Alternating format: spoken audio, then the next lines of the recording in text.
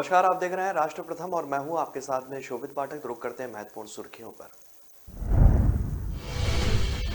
PM Modi के दौरे से पहले बद्रीनाथ पहुंचे सीएम धामी, सभा स्थल का किया निरीक्षण।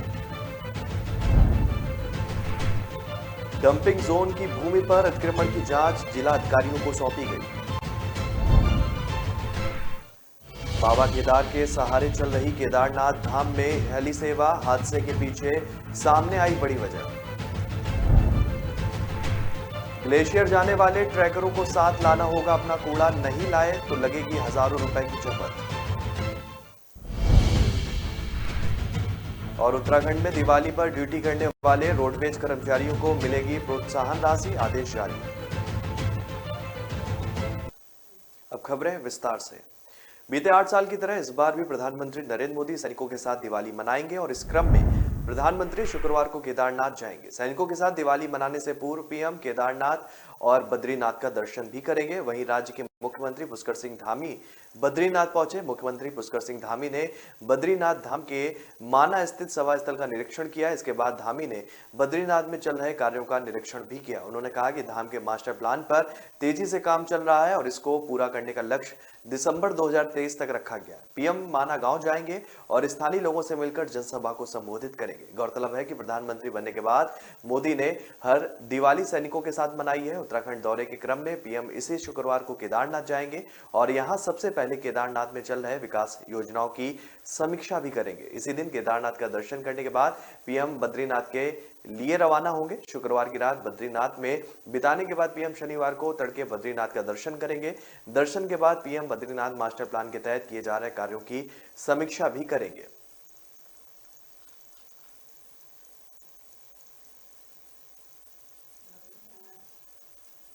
चारधाम ऑल वेदर रोड परियोजना के तहत बने डंपिंग जोन की भूमि पर अतिक्रमण की शिकायत को शासन ने गंभीरता से लिया है और इस संबंध में जिलाधिकारियों को जांच कर रिपोर्ट देने को कहा है।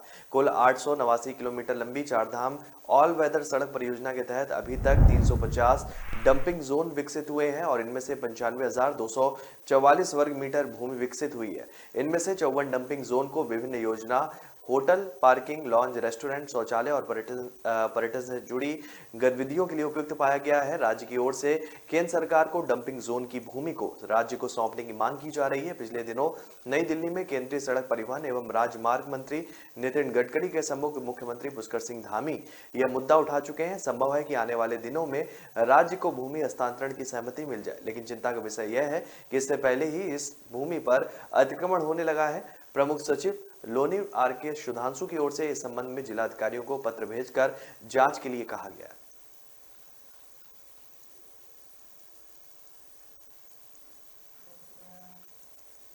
बाबा केदार के दर्शन कराने के लिए 18 साल से हेली सेवा संचालित हो रही है, लेकिन अभी तक व्यवस्थित उड़ान के लिए कहीं भी एयर ट्रैफिक कंट्रोल टावर को स्थापित नहीं किया गया।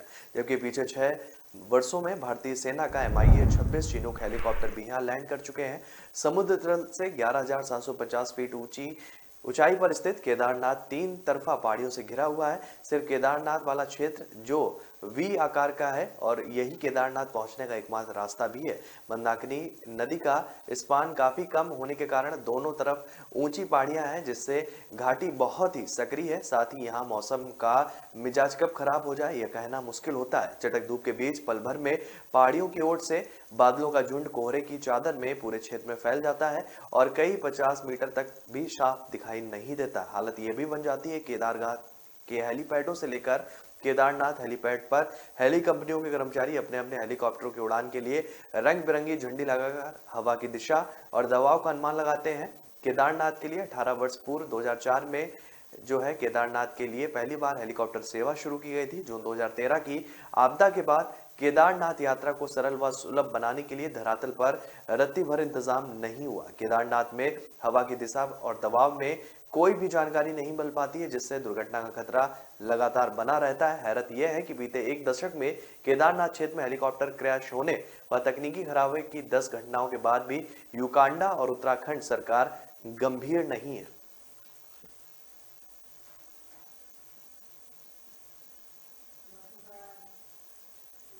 पिंडारी सुंदरडूंगा कफनी ग्लेशियर को स्वच्छ रखने के लिए वन विभाग ने अनूठी पहल की है। अब ट्रैकरों को ग्लेशियर से अपना कूड़ा हर हाल में वापस लाना होगा। ऐसा न करने पर उन्हें हजारों रुपए की चपत भी लग सकती है। विभाग की इस पहल का असर भी दिखने लगा है। ट्रैकिंग पर जाने वाले ट्रैकर अपने साथ कूड़ा लाकर वन विभाग की चौकी में जमा कराने लगे हैं।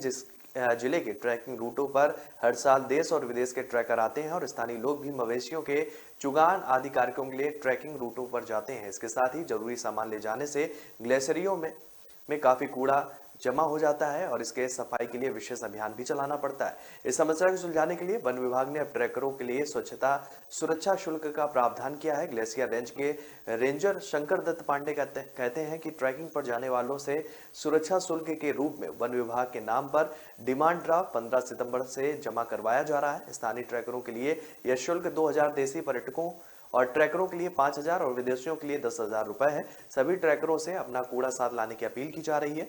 वापसी में कूड़ा लाने पर ट्रैकरों को उनका डिमांड ड्राफ्ट लौटा दिया जाता है। कूड़ा न लाने पर राशि विभागीय खाते में जमा हो जाती है। बताया जा रहा है कि इस अभियान का व्यापक असर भी दिख रहा है। सभी ट्रैकर अपने साथ कूड़ा लेकर ही लौट रहे हैं। ग्लेशियरों को गंदगी से बचाने के लिए शुरू की गई इस मुहिम का सकारात्मक असर भी हो रहा है। ट्रैकर अपना कूड़ा साथ लेकर लौट रहे हैं। पहले बहुत कम ट्रैकर ही कूड़ा लेकर आते थे।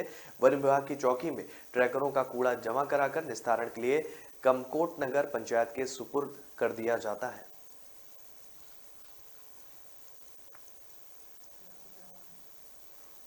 दिवाली के दौरान 11 दिन तक ड्यूटी करने वाले रोडवेज कर्मचारियों को प्रोत्साहन राशि मिलेगी। वहीं इस अवधि में हर डिपो के सबसे कम आय वाले 5 ड्राइवर कंडक्टरों के खिलाफ कार्रवाई भी की जाएगी।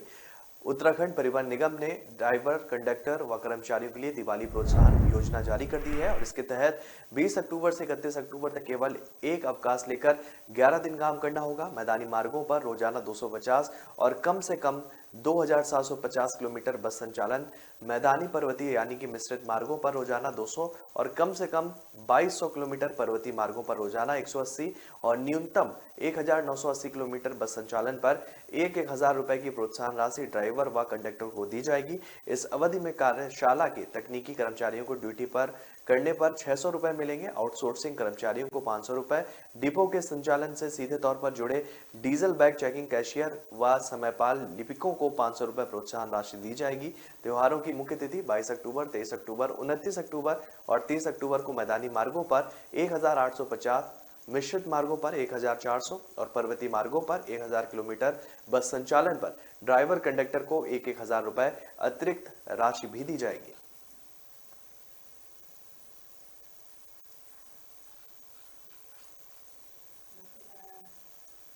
तो रुक रहे हैं छोटे से ब्रेक के लिए। ब्रेक के बाद जल्द हाजिर होंगे।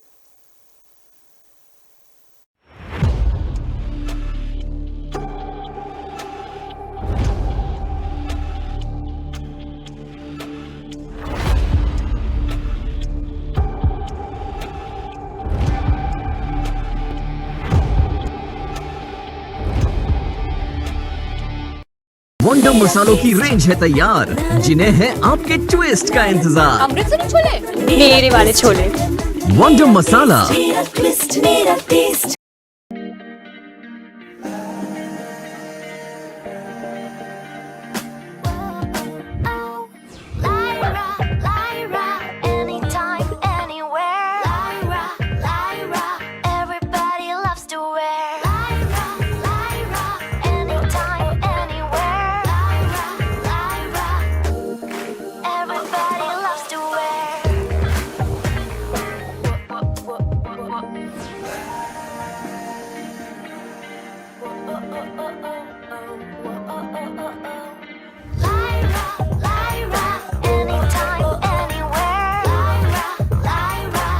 My life, my Lyra.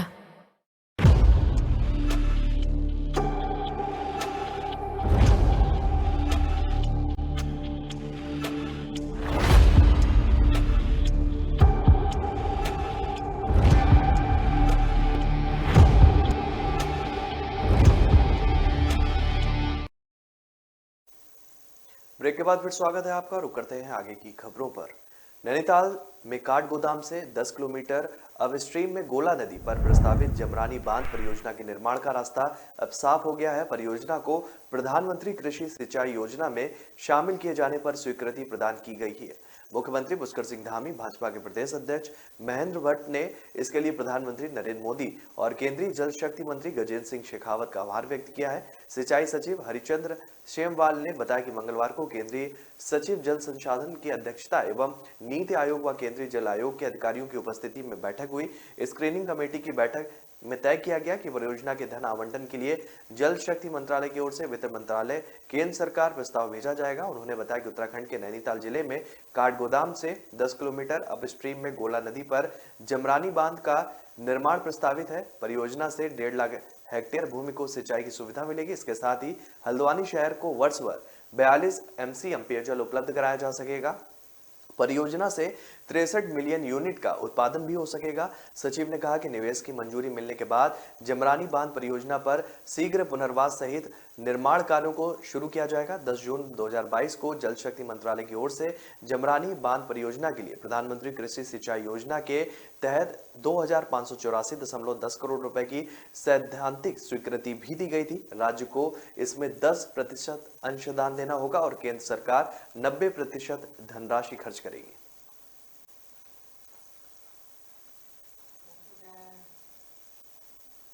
Uttarakhand में पश्चिमी विक्षोभ के फिर सक्रिय होने से मैदान से लेकर पहाड़ तक मौसम का मिजाज बदल गया है। राज्य के पर्वतीय इलाकों में अगले 48 घंटे के भीतर तेज गर्जना के साथ कहीं कहीं हल्की बारिश की संभावना भी है। साथ ही 3500 मीटर से अधिक ऊंचाई वाले क्षेत्रों में बर्फबारी का भी अंदेशा है। राजधानी आसपास के इलाकों में आसमान में बादल छाए रहेंगे, लेकिन बारिश की संभावना थोड़ी कम रहेगी। मौसम विज्ञान केंद्र के निदेशक विक्रम सिंह के मुताबिक राज्य में फिर पश्चिमी विक्षोभ की सक्रियता बढ़ गई है। हालांकि बहुत भारी बारिश की भी संभावना तो नहीं है, लेकिन पर्वतीय इलाकों में कहीं कहीं तेज गर्जना के साथ हल्की बारिश की संभावना है। मौसम के बदलते मिजाज के चलते पारा भी तेजी से गिरने लगा है। दून में मंगलवार को जहां अधिकतम तापमान 29.3 डिग्री दर्ज किया गया, वहीं न्यूनतम तापमान 17.8 डिग्री दर्ज किया गया। मौसम ने मंगलवार को फिर करवट ली। कुमाऊं में कहीं बारिश हुई तो कहीं ओले भी गिरे। पिथौरागढ़, बागेश्वर के ऊंचाई वाले इलाकों में हिमपात से ठंड बढ़ने लगी है और ओले गिरने से फसलों को नुकसान पहुंच रहा है। चंपावत जिले में तेज बारिश के बाद ओलावृष्टि हुई है। आपदा प्रबंधन विभाग से मिली जानकारी के मुताबिक बौतड़ी के पास शाम 4:45 पर मलबा आने से घाट पनार राष्ट्रीय राजमार्ग सवा घंटे बंद रहा। जिले की 4 सड़कों पर आवाजाही पूरी तरीके से ठप है।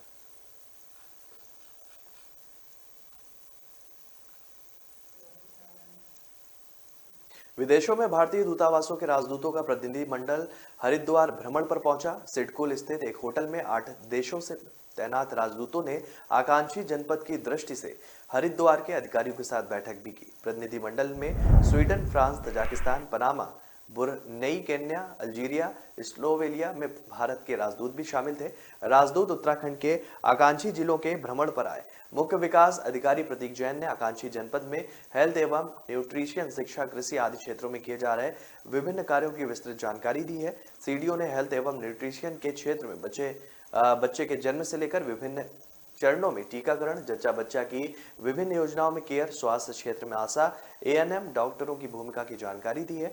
सीडीओ ने बताया कि शिक्षा में अवस्थापना सुविधाओं के विकास में उद्योगों का योगदान भी मिल रहा है। सीएसआर पद में अवस्थापना सुविधाओं में फर्नीचर, कंप्यूटर कक्षों में शौचालय का निर्माण, पीने के पानी की व्यवस्था करने में मदद मिल रही है और बच्चों में नेतृत्व क्षमता विकसित करने के लिए स्कूलों में बाल संसद का आयोजन होता है। बच्चों में साफ सफाई के प्रति जागरूकता भी बढ़ रही है। कृषि क्षेत्र में उल्लेख करते हुए हरिद्वार में मशरूम, शहद और जागरी की जानकारी दी। बताया कि इन्हें बढ़ावा देने वाले common facility centre, margin money support, skill entrepreneurship development, अवस्थापना सुविधाओं का विकास, डिजाइन विकसित करना, मार्केट प्रमोशन एवं ब्रांडिंग, बेहतर पैकेजिंग और लेबलिंग पर जोर दिया जा रहा है।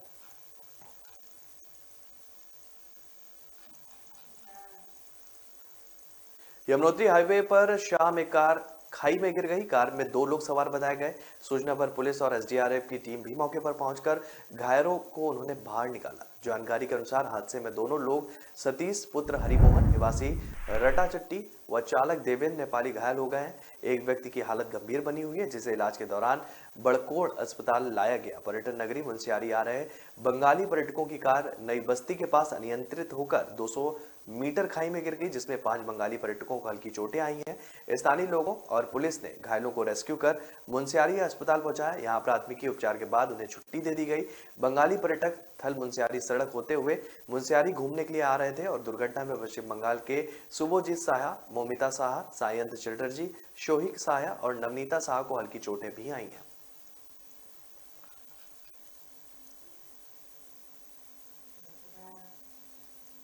दरोगा भर्ती मामले में पंतनगर कृषि विद्यालय के अधिकारियों के अलावा कई अन्य लोगों भी जांच के घेरे में आ सकते हैं। जांच का दायरा बढ़ाते हुए विजिलेंस यूपी तक पहुंच गई है और भर्ती परीक्षाओं की ओएमआर शीट के प्रति विजिलेंस को जो है जानकारी मिल गई है। दरोगा भर्ती कराने का जिम्मा जीवी पंत कृषि एवं प्रौद्योगिकी विवि को सौंपा गया था। भर्ती परीक्षाओं में गड़बड़ियों का पुलिंदा जैसे जैसे खुल रहा है, वैसे वैसे विजिलेंस की जांच का दायरा भी बढ़ता जा रहा है। आपको बता दें कि विजिलेंस की टीम उत्तराखंड में सक्रिय है और एक टीम लखनऊ भेजी गई है। विजिलेंस अधिकारियों के मुताबिक असली ओएमआर शीट की कॉपी पंत विवि के सिस्टम से डिलीट होना बताया जा रहा है, जबकि कुमाऊं विजिलेंस टीम के हाथ ओएमआर शीट की प्रति लग चुकी है।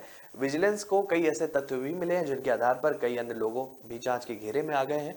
परीक्षा में ओएमआर शीट, प्रश्न पत्र लीक, ब्लूटूथ के माध्यम से नकल समेत कई तरह की अनियमितताएं हो सकती हैं। इन सभी की जांच की जा रही है और इसके अलावा यह भी जांच की जा रही है कि परीक्षार्थियों का संपर्क आरोपियों से कैसे और कब हुआ, सबका पता लगाया जा रहा है।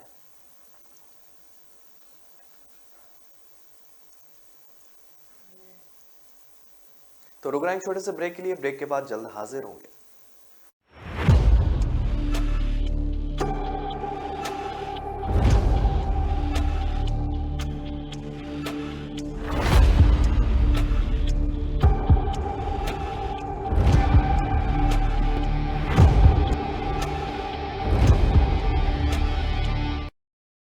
Amazon Great Indian Festival starting 23rd September. Ramesh के घर बड़ा वाला टीवी आया, पम्मी जी ने लेटेस्ट फैशन सबको दिलाया, चंचल ने भी नया फोन बढ़िया डील में पाया। अरे बोलो बोलो पूरे मोहल्ले को जानना है। Amazon से लिया, Amazon से लिया, Amazon, Amazon, Amazon। आ रहा है Amazon Great Indian Festival, बड़े ब्रांड्स पर बड़ी डील्स, नो कॉस्ट EMI और बैंक डिस्काउंट 23 सितंबर से लिया। कहाँ जा रहे हो? दुकान पर बैठो और इसे आगे बढ़ाओ। पापा, दुकान आगे बढ़ाने के लिए मुझे दुकान पे बैठने की जरूरत नहीं है। बस बातें करवा लो इनसे।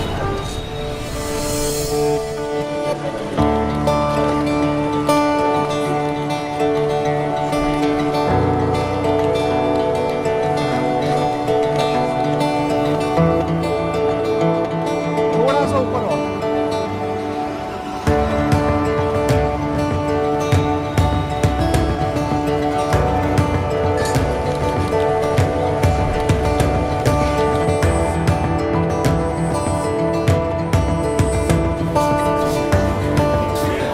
लो जी मैडम, आपके 4 किलो लड्डू। बेटा इनके लड्डू पैक कराओ। क्यों पापा, बढ़ गई ना दुकान आगे? हाँ बेटा, अब तक सबकी खुशी के लिए मिठाई खिलाई है, मगर आज अपने बेटे के हुनर के लिए खुद खाऊंगा। जब खिलकर निकलता है स्किल, तो सलाम करता है हर दिल। DSEU, इंडिया की पहली स्किल एंड एंटरप्रेन्योरशिप यूनिवर्सिटी, जहां ऐसे कोर्सेज में हैं डिग्रीज और डिप्लोमास जो बेटर फ्यूचर की ओर ले जाएंगे आपको।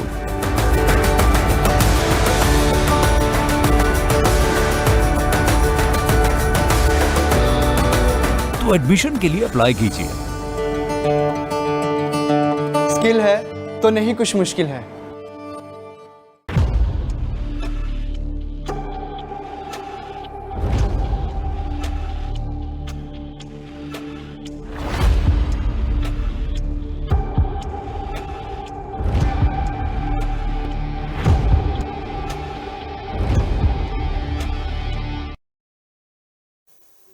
ब्रेक के बाद फिर स्वागत है आपका। रुक करते हैं आगे की खबरों पर। चारधाम तीर्थयात्रियों की संख्या बढ़ने के साथ ही फिर ग्रीन कार्ड की मांग तेजी से बढ़ रही है। उत्तराखंड के अलावा यूपी, मध्य प्रदेश, झारखंड, पश्चिम बंगाल, गुजरात, महाराष्ट्र, तमिलनाडु, ओडिशा आदि राज्यों के बड़ी संख्या में तीर्थयात्री चारधाम यात्रा पर आने लगे हैं।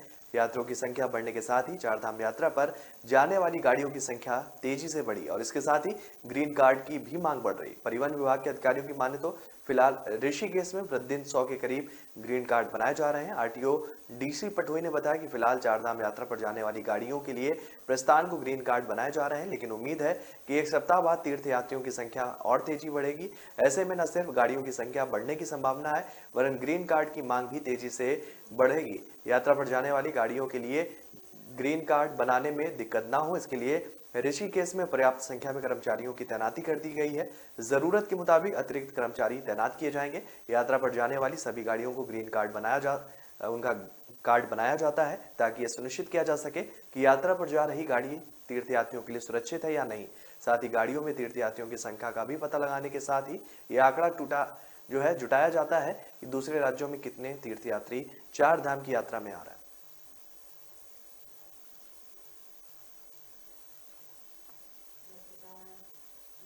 उत्तरकाशी हिमस्खलन हादसे में लापता दोनों प्रशिक्षु पर्वतारोहियों का घटना के 13 दिन बाद भी कुछ पता नहीं चल पाया। -25 डिग्री सेल्सियस तापमान में खोजबीन अभियान अभी भी जारी है और इसे जारी रखना चुनौती बनता जा रहा है। हालांकि निम के अफसरों का कहना है कि लापता दोनों प्रशिक्षु पर्वतारोहियों की तलाश के लिए हर संभव प्रयास किए जा रहे हैं। बीते 4 अक्टूबर को द्रौपदी का डांडा टूर चोटी पर हिमस्खलन की चपेट में आकर निम के एडवांस माउंटेनियर कोर्स के 29 लोग लापता हो गए थे।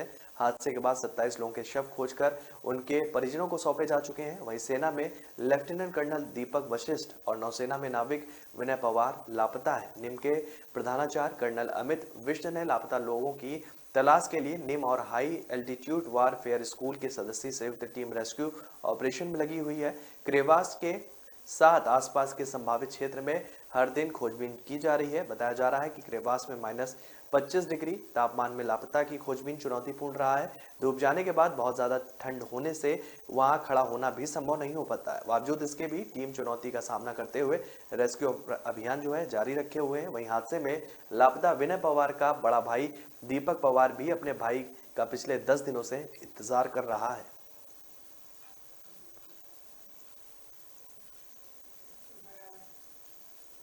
उत्तराखंड योग वेलनेस टूरिज्म में वैश्विक स्तर पर तेजी से उभर सकता है। उत्तराखंड योग भूमि रही है और यहां से प्रशिक्षण लेकर विभिन्न देशों में लोग योग का प्रशिक्षण दे रहे हैं। राज्य में अधिक से अधिक लोगों को योग प्रशिक्षण देने के लिए बेहतर व्यवस्था की जा सकती है। पर्वतीय क्षेत्रों के उत्पादों को बढ़ावा देने के लिए उत्पादन, ब्रांडिंग, पैकेजिंग पर विशेष ध्यान देने की जरूरत है। सोमवार को मुख्यमंत्री पुष्कर सिंह धामी से मुलाकात कर 7 देशों में भारत के राजदूतों ने यह सुझाव दिया है। सीएम आवास पर मुख्यमंत्री से मुलाकातों में राजदूतों ने विभिन्न विषयों पर चर्चा की। इस मौके पर सीएम धामी ने कहा कि राज्य के एक जिला 2 उत्पाद योजना को दूसरे देशों में बढ़ावा देने के लिए राजदूतों से सहयोग लिया जाएगा। उत्तराखंड के स्थानीय उत्पादों की जानकारी दूसरे देशों को भी हो, इसके लिए प्रयासों की जरूरत है। उन्होंने कहा कि उत्तराखंड में पर्यटन उद्योगों में बागवानी के क्षेत्र में अनेक संभावनाएं भी हैं। मुख्यमंत्री ने सभी राजदूतों से कहा कि जिन देशों में वे कार्य कर रहे हैं उन देशों की बेस्ट प्रैक्टिस की जानकारी उत्तराखंड शासन के अधिकारियों को दी जाए। मुख्यमंत्री ने अधिकारियों को निर्देशित किया कि राजदूतों के साथ होने वाली बैठकों में जो भी सुझाव प्राप्त होते हैं उनका पूरा डॉक्यूमेंटेशन किया जाए। प्रदेश को उत्कृष्ट उत्तराखंड बनाने के लिए इन सुझावों को अमल में लाकर कार्य योजना भी बनाई जाए।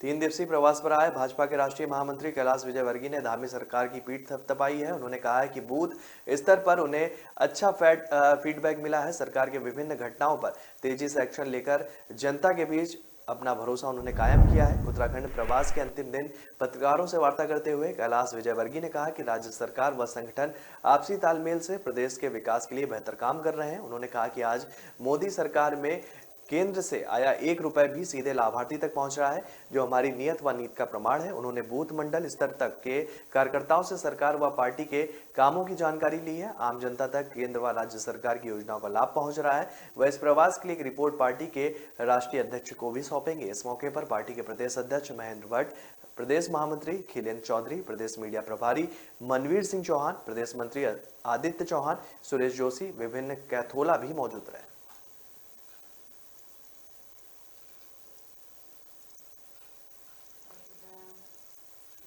प्रदेश में राजस्व पुलिस व्यवस्था चरणबद्ध तरीके से समाप्त करने के लिए सरकार ने कार्रवाई शुरू कर दी है।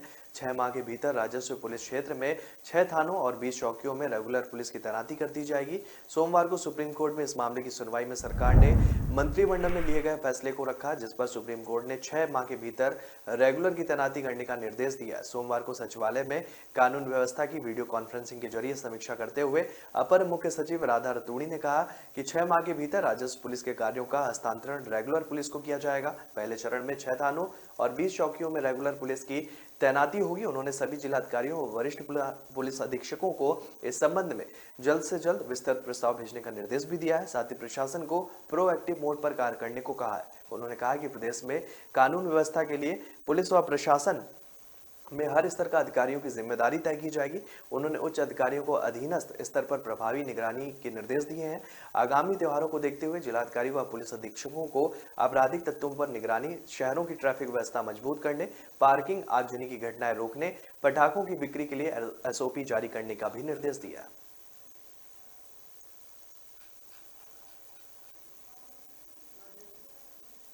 तो फिलहाल इस बुलेटिन में मेरे साथ इतना ही। आगे की खबरों के लिए आप बने रहिए राष्ट्र प्रथम के साथ। तब तक के लिए नमस्कार।